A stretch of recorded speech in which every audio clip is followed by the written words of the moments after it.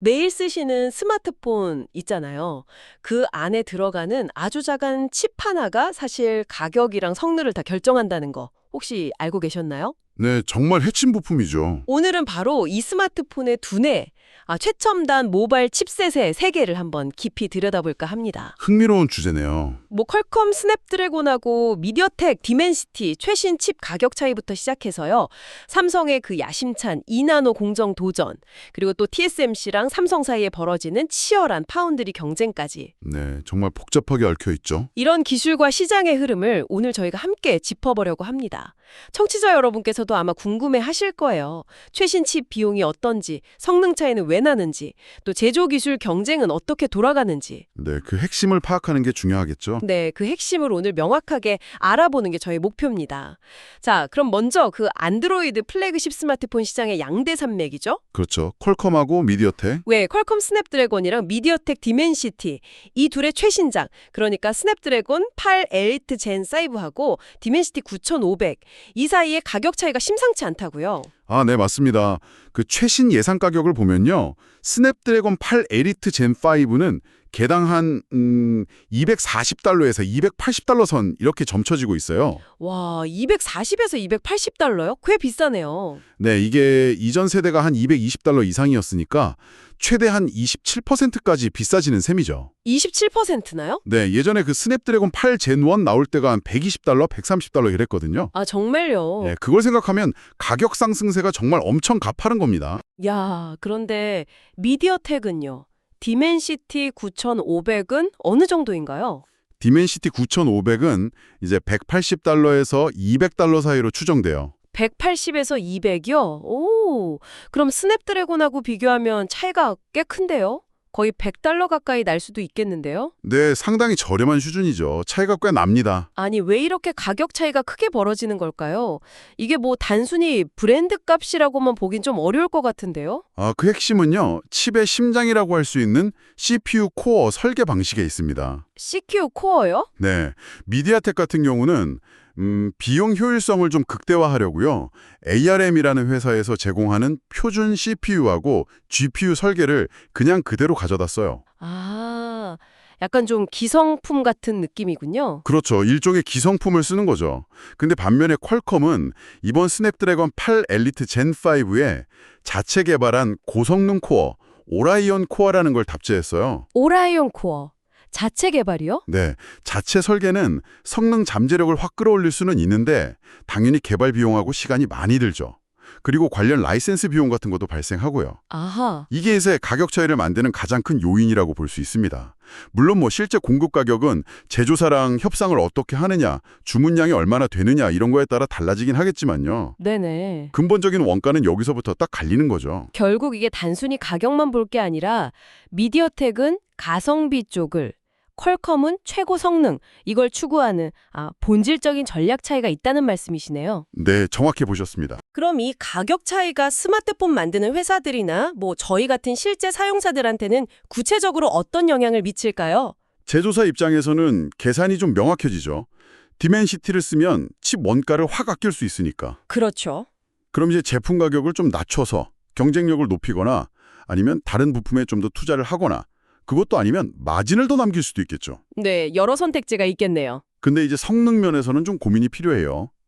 이 두 칩 모두 사실 TSMC의 최첨단 3나노 N3P 공정에서 만들어지거든요. 공정은 똑같군요. 네, 똑같은 공정인데도 불구하고 벤치마크 결과를 이렇게 보면 디멘시티 9500이 스냅드래곤 8 엘리트 젠 5보다 전력 효율이 좀 떨어지는 경향을 보여요. 전력 효율이요? 그게 무슨 뜻이죠? 그러니까 비슷한 작업을 해도 전기를 더 많이 먹는다는 뜻이죠.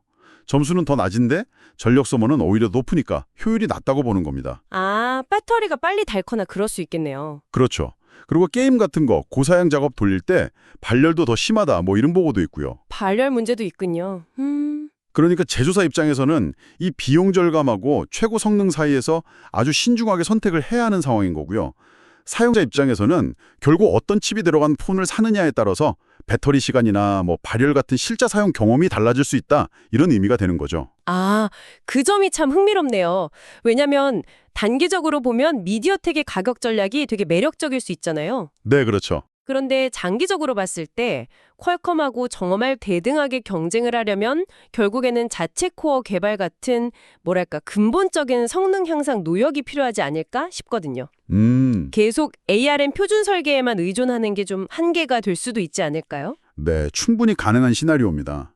지금 당장은 뭐 비용 우위를 점하고 있지만 이 프리미엄 시장에서 퀄콤하고 진짜 제대로 경쟁하려면 결국 성능이나 효율성 면에서 격차를 줄여야 할 테니까요. 그렇죠. 자체 코어 개발이라는 게 뭐 엄청난 투자와 시간이 필요하긴 하지만 장기적인 기술 리더십을 확보하기 위해서는 중요한 과제가 될 수도 있습니다. 네, 지켜봐야 할 부분이네요. 자, 그럼 이제 시선을 좀 돌려서요. 파운드리, 그러니까 반도체 위탁 생산 분야의 강자이면서 또 자체 칩 설계도 하는 삼성 이야기로 넘어가 보죠. 네, 삼성 파운드리. 삼성이 차세대 갤럭시 S26 시리즈를 겨냥해서 새로운 2나노 공정 기반의 엑시노스 2600 이거 양산을 시작했다는 소식이 들리더라고요. 이 2나노 GAA라는 기술 상당히 기대를 모으고 있던 거 아니었나요? 네, 맞습니다. 2나노 GAA, 그러니까 게이트 얼라운드 공정은 기술적으로는 굉장히 큰 의미가 있어요. 기존 반도체 트랜지스터 구조인 핀팻, 이걸 완전히 바꿔서 전류 누설을 확 막고 전력 효율이란 성능을 동시에 높이겠다. 이런 차세대 기술이거든요. 와, 이론적으로는 대단하네요. 네, 이론적으로는 상당한 진전이죠. 하지만 현술은 조금 다릅니다. 이 신기술을 실제 대량 생산 라인에 안정적으로 적용하는데 좀 어려움을 겪고 있는 걸로 보여요. 어려우며 어떤? 최근에 전해지는 바로는요. 초기 웨이퍼 생산량이 월 15,000장 수준이라고 해요. 월 15,000장이요?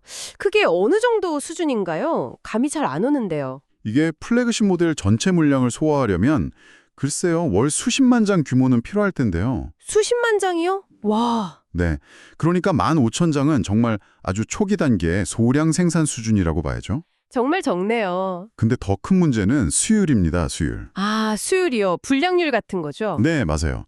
웨이퍼 한 장에서 쓸만한 정상 칩이 얼마나 나오느냐 그 비율인데 삼성 목표치는 한 70% 수준으로 알려졌거든요. 네. 근데 현재 2나노 공정 수율은 50% 정도에 머물고 있다 이런 이야기가 나와요. 50%요? 딱 절반이네요. 그럼 절반은 그냥 버려진다는 뜻이잖아요. 그렇죠. 절반은 불량이라는 뜻이니까 이게 생산 비용이 엄청나게 치솟을 수밖에 없는 구조죠. 이야. 이런 상황 때문에 업계에서는 엑시노스 이전 600을 S26 전 모델에 다 넣기에는 아직 좀 시기상조 아니냐 이런 목소리가 나오고 있는 겁니다. 그 정도 생산량하고 수율이라면 그럼 S26 시리즈 중에 뭐 일부 모델에만 적용되거나 아니면 아예 탑재가 안 될 수도 있다는 그런 이야기인가요? 현재로서는 그럴 가능성이 좀 높아 보입니다. 지금 생산 능력으로는 전체 갤럭시 S26 물량의 약 30% 정도, 그 정도만 커버할 수 있을 걸로 예상이 돼요. 30%요? 생각보다 훨씬 적네요. 네, 당초에는 한 절반 정도는 탑재될 거다 이런 기대치가 있었는데 그보다 훨씬 낮은 거죠. 특히 이제 최고 사양 모델인 S26 울트라 있잖아요. 네, 울트라 모델. 거기에는 엑시노스 대신에 스냅드래곤 8 엘리트 젠5가 탑재될 가능성이 매우 높다고 봅니다. 아, 결국 내년에도 갤럭시는 스냅드래곤이 주력이 되겠네요? 네, 그럴 공산이 큽니다. 그런데요, 성능 자체는 또 되게 뛰어나다는 내부 테스트 결과도 있지 않았나요? 성능은 좋은데 양산이 문제다. 약간 이런 상황인 건가요? 아, 네, 그런 보고도 있었습니다. 근데 예전 엑시노스 보면 사실 발열이나 실제 성능 유지력 같은 데서 좀 아쉬움이 많았잖아요. 네, 그랬죠. 이번 2600은 정말 다를 거다. 이렇게 기대할 만한 근거가 확실히 있는 건가요? 양산 능력이 안 되면 결국 그림의 떡 아닐까요? 아, 정확한 지적이십니다. 삼성 내부 테스트 결과이긴 하지만 엑시노스 2600이 경쟁 칩들을 능가하는 아주 인상적인 성능을 보였다. 특히 그 AI 연산 성능이 압도적이었다. 이런 보고가 있었어요. AI 성능이요? 네, 이건 삼성의 반도체 설계 능력 자체나 이 2나노 GAA 공정 자체의 잠재력은 분명히 있다. 이걸 시사하는 거죠. 하지만 말씀하신 것처럼 과거부터 계속 반복되어 온 그 수율 문제, 그리고 안정적인 대량 생산 능력, 여기에 대한 의구심이 여전히 남아있는 게 현실입니다. 그렇죠. 늘 그게 문제였죠. 기술 자체는 가능성이 있어도 결국에는 대량으로, 그것도 안정적으로 만들어내는 능력을 증명해야 하는 거죠. 네, 증명이 필요하군요. 삼성이 또 테슬라의 차세대 AI 칩, 그 AI6라는 것도 이 2나노 공정으로 시범 생산을 목표로 하고 있거든요. 아, 테슬라 칩도요? 네, 이 두 프로젝트가 성공하느냐 마느냐가 앞으로 퀄콤 같은 그런 대형 고객들의 신뢰를 다시 회복하고 파트너십을 맺는데 아주 결정적인 영향을 미칠 겁니다. 그렇겠네요. 그러니까 만들 수 있다는 거랑 약속한 만큼 잘 만들어낸다는 건 전혀 다른 문제니까요. 신뢰 회복이 지금 가장 시급한 과제라고 봅니다. 네. 자, 그럼 앞서 나왔던 스냅드래곤이랑 디멘시티 칩 가격 이야기, 그리고 방금 들은 삼성의 2나노 도전기, 이걸 좀 연결해 보면요. 결국 파운드리 시장의 경쟁 구도가 핵심 변수가 될 것 같다는 생각이 드네요. 맞습니다. 칩 가격이 오르는 근본 원인 중 하나가 결국 TSMC 같은 파운드리 업체의 비용 증가라는 거잖아요. 네, 그렇죠. TSMC 가격 인상 소식이 계속 들리던데 어느 정도 수준인가요, 요즘? 네, 맞습니다. 패빌리스라고 하죠. 반도체 설계만 하는 퀄컴이나 미디어텍 같은 회사들은 생산을 TSMC나 삼성 같은 파운더리에 맡기잖아요. 네. 그러니까 파운더리 가격이 오르면 칩 원가도 당연히 오르는 구조죠. 현재 시장을 거의 장악하고 있는 TSMC가 기존 3나노 공정 웨이퍼 가격 인상을 예고했고요. 아, 또 올리는군요. 네, 더 나아가서 차세대 2나노 공정 웨이퍼 가격은 장당 무려 3만 달러에 육박할 거다. 이런 전망까지 나오고 있습니다. 잠깐만요. 장당 3만 달러요? 웨이퍼 한 장에요? 우리 돈으로 하면 거의 4천만 원이 넘는 돈인데 와, 정말 엄청난 비용 상승이네요. 그렇죠. 어마어마한 금액이죠. 이게 그럼 칩 가격에는 어느 정도 영향을 줄까요? 이렇게 되면 내년에 TSMC 2나노 공정으로 나올 걸로 예상되는 스냅드래곤 8 엘리트 젠6 같은 칩들 있잖아요. 네, 다음 세대 칩. 이런 칩들은 개당 가격이 300달러를 훌쩍 넘을 가능성이 아주 큽니다. 300달러요? 와, 지금 젠5가 최대 280달러인데 거기서 또 오른다고요? 네, 그렇죠.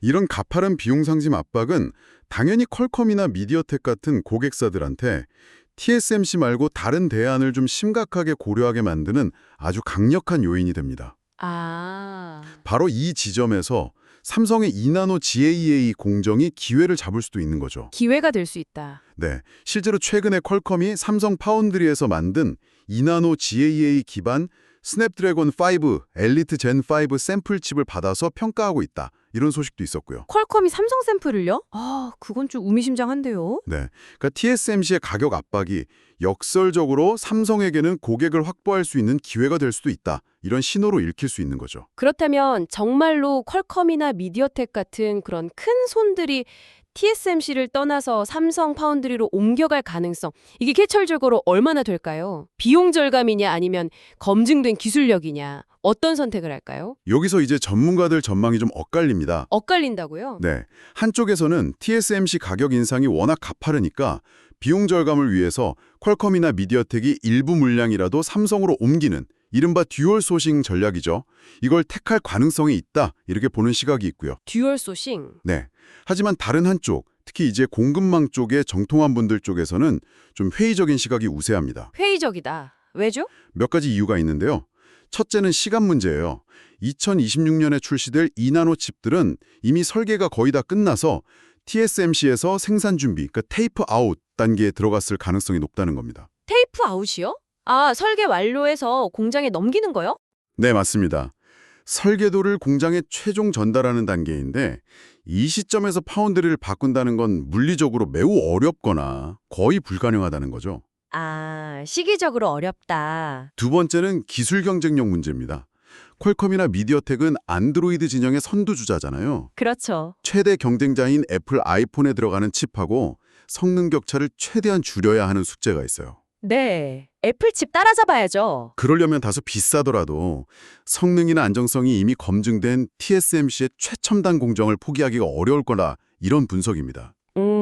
일리가 있네요. TSMC의 2나노 가격이 비싸긴 해도 플래그십 시장을 유지하기 위해서는 뭐 어쩔 수 없이 지불해야 하는 비용, 그러니까 수용 가능한 수준일 수도 있다, 이런 해석도 있고요. 하긴 최고 성능을 내려면 그 정도는 감수해야 할 수도 있겠네요. 마지막으로는 과거에도 보면 한국에서 나온 기술계약 관련 루머들이 실제보다 좀 부풀려졌던 사례들이 종종 있었거든요. 아, 그런 점도 있군요. 네, 그런 점도 신중론에 좀 무게를 더하는 요인이죠. 그럼 퀄컴이 삼성 2나노 샘플을 테스트한다는 건 이건 도대체 어떤 의미로 봐야 할까요? 실제 계약 가능성은 낮다고 보면서도 왜 굳이 테스트를 하는 걸까요? 삼성 입장에서는 퀄컴 같은 정말 거물 고객한테 샘플 보냈다는 것 자체는 일단 긍정적인 신호죠.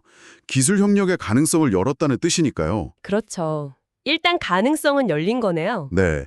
하지만 이게 실제 대량 생산 계약으로 이어지려면 넘어야 할 산이 정말 많습니다. 이 샘플 칩이 퀄컴의 그 정말 극도로 깐깐한 성능 테스트, 전력 효율 테스트, 발열 제어, 수율, 그리고 장기적인 신뢰성 테스트까지 이걸 다 통과해야 해요. 와, 통과하기 어렵겠네요. 이걸 통과한다고 또 바로 계약하는 게 아니고요. 최소 6개월에서 1년 이상 걸릴 수 있는 시범 생산 단계를 또 거쳐야 합니다. 시범 생산까지요? 네, 이 과정에서 또 예상치 못한 문제가 터지거나 수율 개선이 생각보다 더디면 계약은 그냥 없던 일이 될 수도 있는 거죠. 아, 정말 험난하네요. 결국 앞서 계속 이야기했던 삼성의 그 고질적인 약점, 즉 안정적인 대량 생산 능력, 여기에 대한 신뢰를 회복하는 게 핵심입니다. 결국 또 신뢰 문제로 돌아가네요. 네. 그리고 이 샘플 테스트는 어쩌면 퀄컴 입장에서는 TSMC와의 가격 협상에서 좀 유리한 위치를 차지하려는 전략적인 행동일 수도 있고요. 아, TSMC 압박용 카드. 네, 그럴 수도 있고 아니면 당장의 전환보다는 먼 미래의 파운드리를 좀 다변화하려는 그런 걸 염두에 둔 준비 단계일 수도 있습니다. 그래서 결국은 뭐 당장 큰 변화가 있다기보다는 서로 막 상황을 지켜보면서 다음 수를 계산하는 그런 눈치 게임이 벌어지고 있다. 이렇게 봐야겠군요. 정확히 그렇습니다.